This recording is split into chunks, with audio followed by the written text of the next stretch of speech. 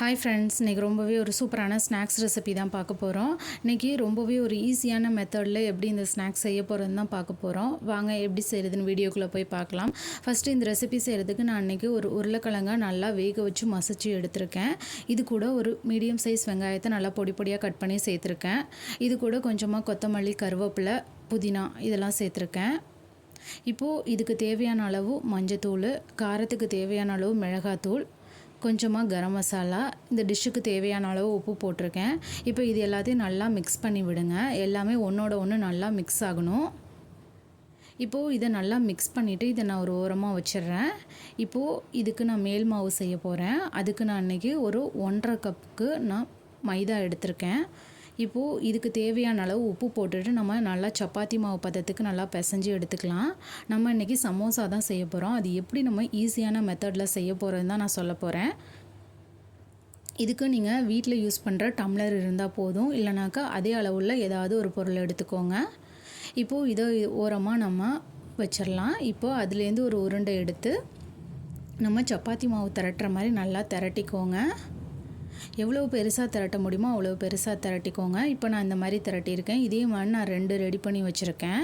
இப்போது இதில் நம்ம ஆல்ரெடி ரெடி பண்ணி வச்சுருந்த உருளைக்கிழங்குலேருந்து ஒரு 4 உருண்டை நான் எடுத்து இந்த மாதிரி வச்சுக்கிறேன். இப்போது இதே மாதிரி திரட்டின இன்னொரு மாவை நான் அது மேலே போட்டுக்கிறேன். இந்த மாதிரி ஈவனாக போட்டுக்கோங்க. கொஞ்சம் முன்ன பின்ன இருந்தால் கூட பரவாயில்ல.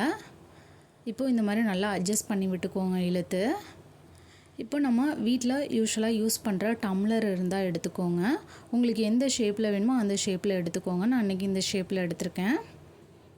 இப்போ இதை லைட்டாக நல்லா இந்த மாதிரி ப்ரெஸ் பண்ணி விடுங்க.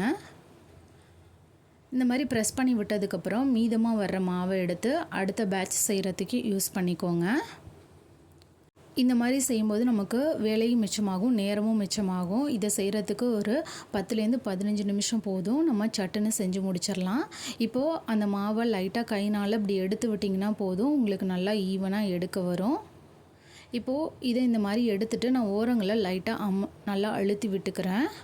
அப்போது உங்களுக்கு நம்ம எண்ணெயில் போட்டு பொரிக்கும் பொழுது சைடில் ஓரங்கள்லாம் எடுத்துக்கிட்டு வராது. லைட்டாக ப்ரெஸ் பண்ணி விடுங்க போதும். அவ்வளோதான். சட்டுன்னு நம்ம ஒரு 10 நிமிஷத்துக்குள்ளே இந்த ரெசிப்பியை செஞ்சு முடிச்சிடலாம். ரொம்ப நேரம்லாம் ஆகாது. இதுக்காக நம்ம சமோசா ஷீட்லாம் செய்யணும்னு அவசியம் இல்லை. இந்த மாதிரி செஞ்சிங்கன்னா போதும், சட்டுன்னு செஞ்சு முடிச்சிடலாம். நான் இன்றைக்கி மைதா மாவில் செஞ்சுருக்கேன். நீங்கள் வேணால் கோதுமை மாவில் கூட செஞ்சுக்கோங்க. இப்போது எனக்கு எண்ணெய் சூடாக இருக்குது, இதில் நான் போட போகிறேன். நான் ரெடி பண்ணி வச்சுருக்கிறது எல்லாத்தையும் எடுத்து எல்லாமே நல்லா ஈவனாக வேகிற வரைக்கும் நம்ம வெயிட் பண்ணலாம். நமக்கு உருளைக்கிழங்க வேக வச்சு எடுத்தால் மட்டும் போதும். நம்ம சட்டுன்னு இதை செஞ்சு முடிச்சிடலாம். ஒரு 20 நிமிஷத்துக்குள்ளே இந்த ரெசிப்பியை நம்ம செஞ்சு முடிச்சிடலாம். நான் டம்ளர் யூஸ் பண்ணியிருக்கேன். இங்கே டம்ளர் தான் யூஸ் பண்ணணும்னு இல்லை. உங்களுக்கு வேறு அளவுள்ள எந்த ஒரு பொருளாக இருந்தாலும் யூஸ் பண்ணிக்கோங்க, ஈவனாக கட் பண்ணுறதுக்கு. இப்போது 2 சைடும் நல்லா உங்களுக்கு ஒரு கோல்டன் ப்ரௌன் கலர் வந்ததோட வெளியில் எடுத்துடலாம். நல்லா எனக்கு 2 சைடுமே ஈவனாக கலர் சேஞ்ச் ஆகிருக்கு.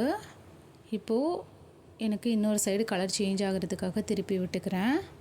ஆல்மோஸ்ட் எனக்கு ரெடி ஆகிடுச்சு. நீங்கள் ஈவினிங் ஸ்கூல் விட்டு வர்ற குழந்தைங்களுக்கு இந்த மாதிரி செஞ்சு கொடுக்கலாம். இல்லைனாக்கா நம்ம டீ டைமில் நல்ல ஒரு ஸ்நாக்ஸாகவும் வச்சு சாப்பிட்லாம். ரொம்பவே ஈஸியாக சட்டுன்னு செஞ்சு முடிச்சிடலாம் அந்த ரெசிப்பியை. நல்லா மழை காலத்தில் வச்சு சுட சுட வச்சு சாப்பிட்டிங்கன்னா ரொம்பவே நல்லாயிருக்கும். நீங்களும் ட்ரை பண்ணி பாருங்கள். ட்ரை பண்ணி பார்த்துட்டு உங்களோட கமெண்ட்ஸை சொல்லுங்கள். நல்லாவே கிறிஸ்பியாக வந்திருக்கு. எனக்கு 2 சைடுமே நல்லா ஈவனாக வெந்து வந்திருக்குது. தேங்க்ஸ் ஃபார் வாட்சிங். DD shine recipes and tips சேனலை லைக் பண்ணுங்கள், ஷேர் பண்ணுங்கள், சப்ஸ்கிரைப் பண்ணுங்கள். உங்கள் ஃப்ரெண்ட்ஸ் அண்ட் ஃபேமிலிஸ் கூட ஷேர் பண்ணுங்கள். நாளைக்கு திரும்பவும் இதே மாதிரியான ஒரு புதிய ரெசிபியோடு பார்க்கலாம். பாய்.